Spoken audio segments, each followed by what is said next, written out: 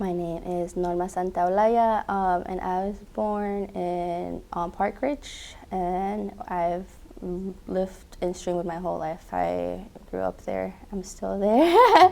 So yeah, Streamwood. Okay, okay.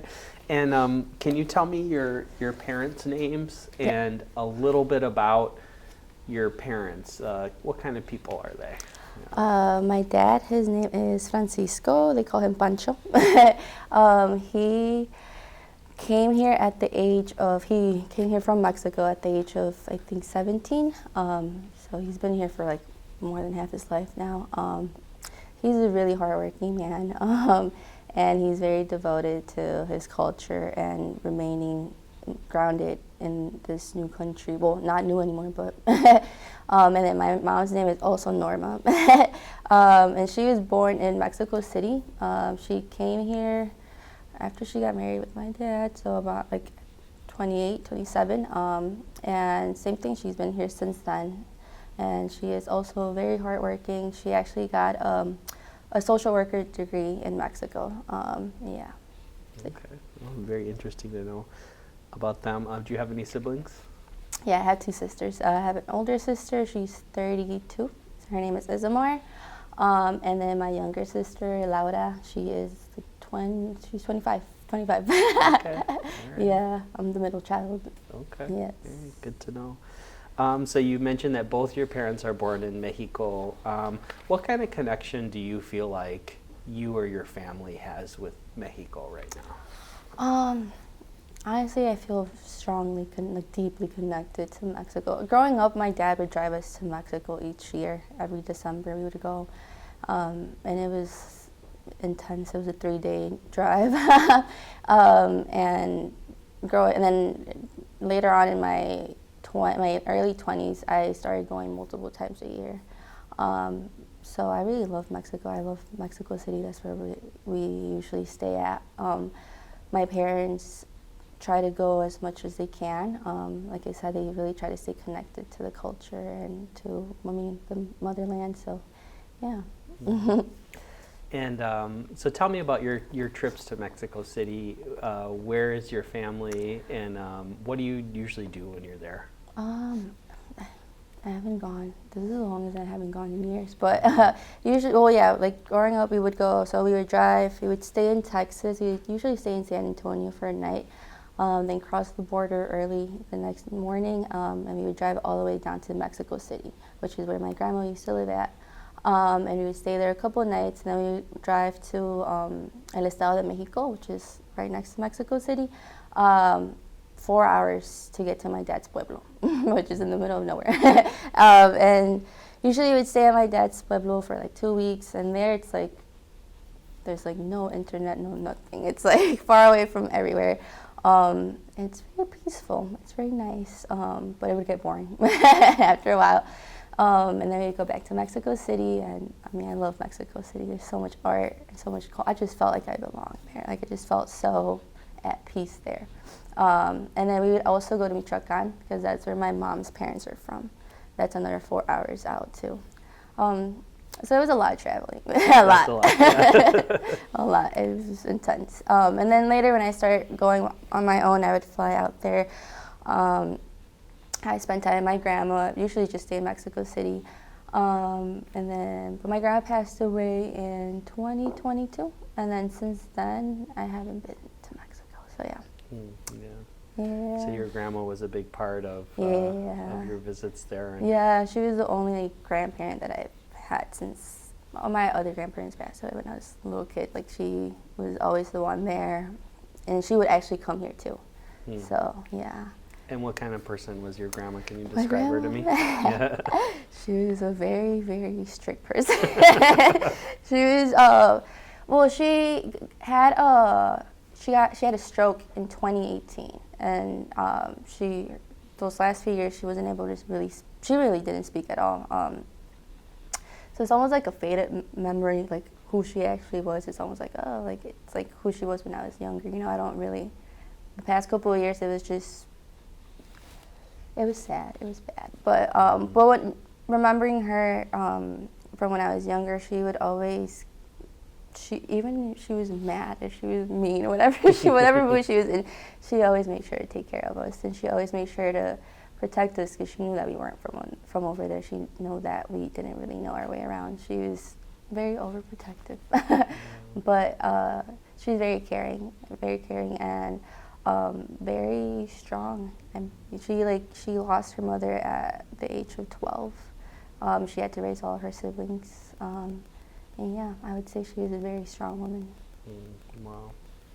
And you mentioned, talking about your trips to Mexico City, you mentioned the art there. Yes. Is there anything that you remember about the art in Mexico City that you can share? There's like murals everywhere. Everywhere. I remember my first time, that's the thing that stood out to me the most. I'm like, there is like art everywhere, plastered everywhere. Even in like where my grandma was from, it's Nezahualcóyotl, which is it's like right next to that. It's on the border of El Estado de Mexico and Mexico City. And even there, it's mostly graffiti, but it was amazing graffiti. It was like good art. So yeah. It's interesting. You're an artist now, but what can you tell me about your kind of journey into being interested in art when you were younger? So I feel like I've always been very creative. I would always try to. I never really got good at drawing, but I would always try to draw. I feel like that's what I would do the most when I was younger.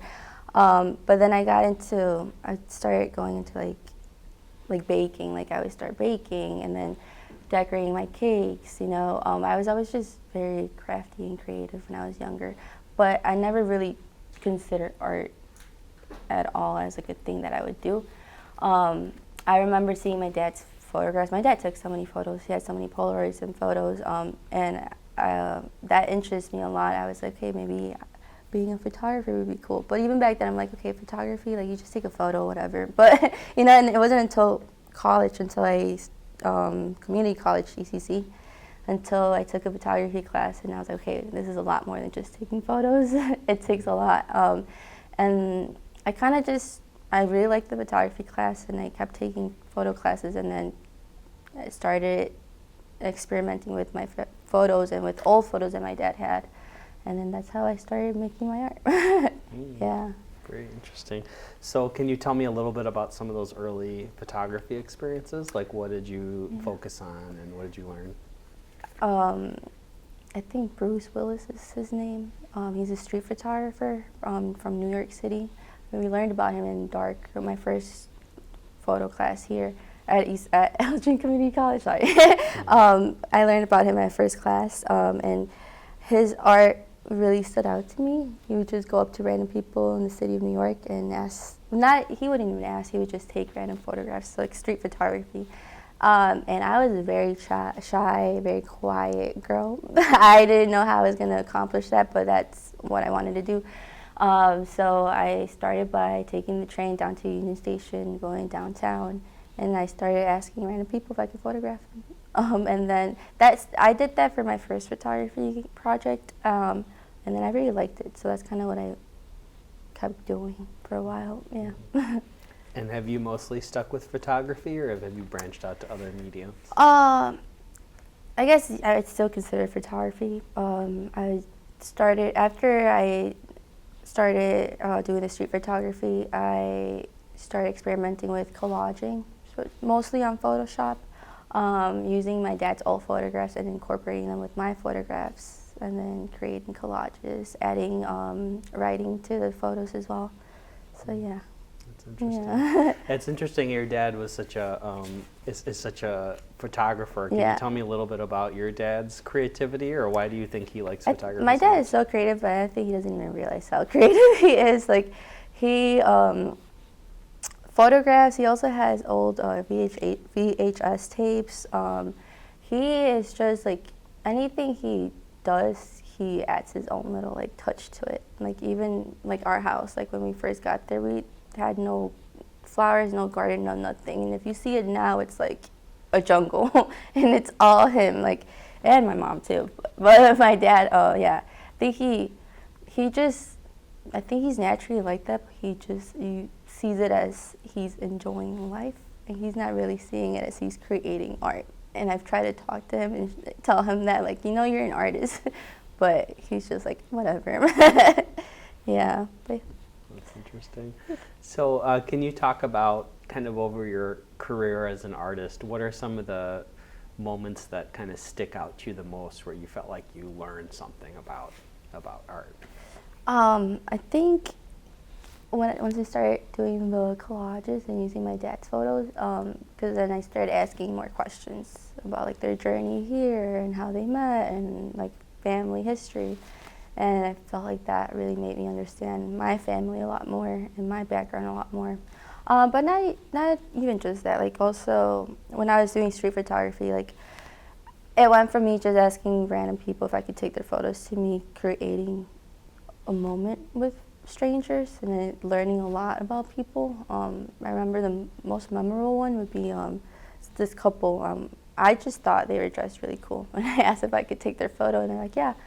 And afterwards, they ended up telling me their whole life story and like how they had been homeless for 2 years and they were really struggling with a lot. And it was just crazy to think about. Like you just see people on the street, you never really know. You really never know what's going on in their life. I think that's what I've learned most through my art, that you really never know what other people are going through. Yeah, I like that. Yeah. Can you tell me a little bit about, you know, you mentioned that you learned a lot about your family from looking at their photos. What did you learn about your family that you didn't know before? For example, my dad coming here at such a young age. I didn't know he came here at 17 years old. He also lived in like half of the United States. He worked in fields, like what was it? He was picking oranges at one point. Picking oranges. He started doing construction here in Illinois. He worked in Florida with the oranges. He worked in California for a while too, Colorado. He lived in multiple places, and a lot of those states that he was staying in, he was living out of his car too. That's something I didn't know either. My mom, I think what I learned with my mom was how truly heartbreaking her story was, like how she had everything in Mexico. She had a degree, she had her family, she had everything, and then she came here and her degree was useless. She worked as a housekeeper, and her family stayed in Mexico. Her and her younger sibling were the only ones that came here. So she really doesn't have that many family members here. Mm-hmm. So yeah, just understanding my mom a bit more on that level, I think. Yeah, that's really interesting. Can you tell me a little bit about, I know we're not going to look at them here, but about some of the photos that you brought? Yeah, so I brought some of my dad's old photos. I kind of organized them into Polaroids from when my dad first came here. He was by himself, and then it goes into photos of both my parents once he came here, and then he went back to Mexico and brought my mom. So then my mom and him were here for about a year before they had my older sister, and then it transitions into us living in the apartments in Mount Prospect and then moving into our home in Streamwood. And then the other photos that I brought were just photos from when we were younger. Kind of how I really like the ones that I brought because it kind of depicts how we were intertwining like our Mexican culture with like the Americanized, I guess, environment that we were in and trying to adapt to. So that's why I brought those photographs. I also brought photos from trips that we took when we were younger, when I was younger, trips to Mexico. Okay. So, yeah. Very cool. Yeah, thank you for bringing those. Yeah. And can you talk a little bit about the art that you brought? Yeah, I have. I brought a few of the street photographs, the street portraits, and I also brought some of the collages that I made, the ones with writings on them. Okay, very cool. Yeah, thank you. Is there anything else about your experience here at ECC in terms of art that you could share? Yeah, actually, I feel like I had a really bad high school experience, and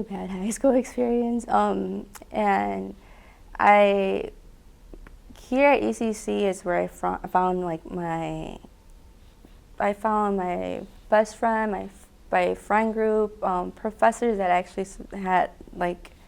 actually wanted to support me and help me out. I found a lot of comfort here. I've met my best friend Mary. She's also a photographer, and Mary, and then her boyfriend Brian, which he had been here for years too. He was like a celebrity here, and we started hanging out by like we would hang out and go take photos together, and then it grew into such a beautiful friendship. I feel like once I met them, through them, I met so many other artists and so many other people that were interested in art, and my years here at ECC were probably some of my happiest years. Yeah. That's great to hear. I'm glad to hear that. And I know you left a big impact here. Yeah. So I know that, you know, it's easy to kind of be involved and continue work like art in an environment like this, and it sometimes is challenging to continue it, you know, after you get out. Can you talk about what your artist journey has been like post ECC? Yeah, so my last year here, my last class here is 2019, and then December of 2019, and then 2020 came around, and I was debating whether or not to take another independent studies, but then COVID hit, and I think COVID completely put a pause on everything for me, especially my art. I was just so unmotivated when COVID hit. I stopped seeing my friends, obviously. I didn't really see anybody. Motivation just like left, and it took me a couple of years to start creating art again, and even then I haven't created as much art as I used to before. So I feel like I'm still on that journey to get back into being constantly, well, not constantly creating, but creating to the level that I would want to be creating at.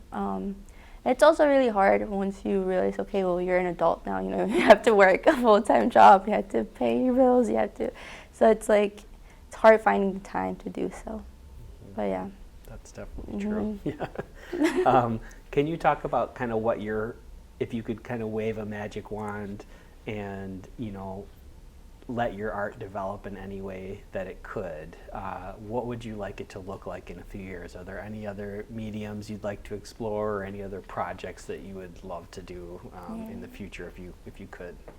I would want to, I'm still so eager to learn how to draw. I want to learn how to draw, and I feel like incorporating drawings into my collages would be pretty cool. That's something I've thought about. But I think I would also want to get back into street photography again. And I would want to make it a bit more challenging for myself, you know, maybe go out there instead of asking, just like capturing moments. Actually, you know, like getting rid of that fear that I've struggled so much with. But I would also want to continue with, maybe not continue with the collages, but continue I guess collabing with my dad, you know, including his art, or maybe even creating, somehow get him to create art with me too. That'd be cool. That's really cool. I like that. And then the last question that I have is, are there any artists or, you know, other creative people or kind of like expressions of creativity that are really influencing you right now, or that have really called your attention right now? Right now, I mean, there's like all the artists that I learned about in school, you know, and like if I could sit here and remember all their names, it would be great. But I've always gotten my inspiration from people close to me. I feel like it's kind of obvious. Not just my family, but like I said, even my friends, like my best friend Brian, Mary, like seeing their art kind of motivates me to start creating art again and making my art, maybe how can I make my art better? It's also kind of hard with social media nowadays, because I feel like it's kind of like I see things and I'm like, why am I not at that level? You know? So I try to stay away from social media when it comes to art, and I try to just like be in the real world and try to find my inspiration like in the real world. Yeah. So, yeah. I think that's smart too. Yeah. Okay, so you know, we kind of like started a little bit in your childhood and talked about your art journey, talked about ECC. Is there anything else that we didn't cover that you'd like to talk about, or any other messages that you'd like to share? No, pretty much is, I mean, Yeah, that's what my art is mostly based on my childhood. Yeah, so I think we've pretty much got it. Yeah. That's awesome. I really like the Yes. that I teach history, so I really love that you incorporated your own family history into the collages and like the idea of you and your dad collabing, even though he doesn't think he's an artist. But, Yeah. but you clearly got some Yep. creativity from Yeah. him. So yeah, that's awesome. Well, Norma, thank you so much Thank for being here. I you. really appreciated learning Thank a little you. bit more about you. So thank you. Awesome. Thank you so much. Okay, I'm gonna get the wide shot, okay. Okay. Okay. So you want to tell me a little bit about this Yes. photo here? So that photo, that's me and my sisters. I think it's the only photograph I included with just us three. I just really love that photo. It kind of just depicts how happy and how naive we were back then. We were just so happy to be there. And it's also pretty cool because the house looks so much different now. We have like a whole nother section to the house, and it's crazy seeing how it used to look. But yeah, I think just me and my sisters, I think obviously everybody has that connection with their siblings, but it's like they're the only ones that kind of truly understand me. Yeah, I really love them. That's great. Okay. How about this photo here? That one is from the first time all five of us went to Mexico together. My mom had just gotten her green card and like a month prior, and we surprised her family. That guy in the hat, that's my grandpa. So my grandpa, he suffered from like, I'm not sure, he was never really diagnosed with anything, but he basically lost his memory completely. And that first time that my mom went back to Mexico, that's when he first started losing memory. So it was pretty sad to see how he didn't really remember her, and we didn't know what was going on yet. Yeah, it's the first time we went together, and that's everybody that lives in, well, we used to live at my grandma's house, so many people. But yeah, that was Well, thank you. Put it right here. And then what about this photo? that one. I love that photo. I picked that one because like it kind of ties back to what I was saying, how when we moved to Streamwood, we were the only Hispanic family, the only minority family on our street, and it was like that for a few years. I can't really say me because I barely remember it, but I know my parents were really struggling with not fitting in, but kind of like assimilating to everything. It's like they didn't really know what Halloween was, but yeah, we kind of slowly, like I said earlier, just started like intertwining like our culture and like culture here and like just adapting to everything. I think that was one of the first Halloweens that we dressed up and actually went trick or treating. Oh, wow, Yeah. that's really cool. That's really cool. Okay, how about this photo? That one is my parents and my older sister, actually. That was when they had just gotten here. I love that photo so much because it kind of incorporates everything that I tie into my art. Like they're in the city, it's kind of like a street portrait, but it's my parents, It's like, it's a very nice photo. I really love it. I love their outfits. I love seeing how they used to like dress, how they used to, look. And yeah, that's what I love about these photos, that I can see how my parents used to be. Yeah, that's great. How about this one? And then, yes, so that one is one of the Polaroids that my dad has. I don't really know that much about that. I think that might have been in Texas. But I just love my dad's Polaroids because it's almost like if you see all of them together, it's like it tells a story. And it's also pretty funny to see how photogenic he was. Yeah. Okay. All right, and then this And one. kind of same thing with that one. It's kind of just cool seeing like how he was like he had just, I think that was like when he had just gotten here. Just cool seeing how he used to dress and like wear like also like I think that was during winter time. Just being able, I mean, obviously I wasn't with my dad when he first got here, but it's kind of like I'm sharing that moment with him. Mm-hmm. So yeah. Yeah. Yes. So that one, it is a letter that somebody very close to me wrote to me. This person suffers from okay, you know what, actually, maybe that's something I don't want to share. Yeah. Yeah, that's let's fine. restart. Okay. Yeah. Okay. So that photograph, yeah. So it's a letter that somebody very close wrote to me, and then so I used Photoshop to create that. I incorporated one of my photos that my parents took when I was younger, which kind of ties into the writing. I mean, obviously, whoever wants to read it can read it. So yeah, that's pretty much what that one is. And this one is one of my my street portraits. I love this one so much because this one was so, like, I didn't even go up to him. I just, like, pointed at my camera and pointed at him. He's like, yeah.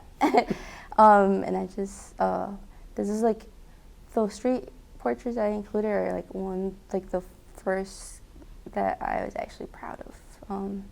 Really like this one. Yeah.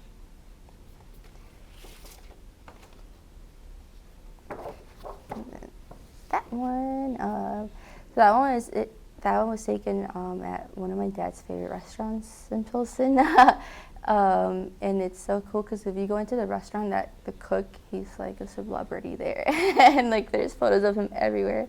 I mean, it's cool that I have my own. But yeah, it's, I think, Carnitas Don Pedro on 18th Street. And then this one, so this was, I took that photo of my mom, and then that backdrop, that's a photo of her parents. That one I kind of made thinking about how I think that's what my mom struggled with the most when she moved here, leaving her family behind, especially her parents.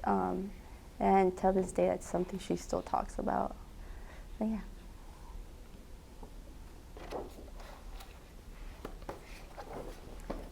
And then that one. So I feel like that one kind of just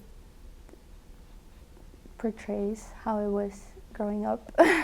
The first few years, just a lot of parties, people drinking, you know, any typical Mexican party. But it kind of made me believe that I had to follow along in those exact same footsteps. Not saying that it was anything bad, but growing up, it kind of just felt like there was no way to break tradition. And yeah.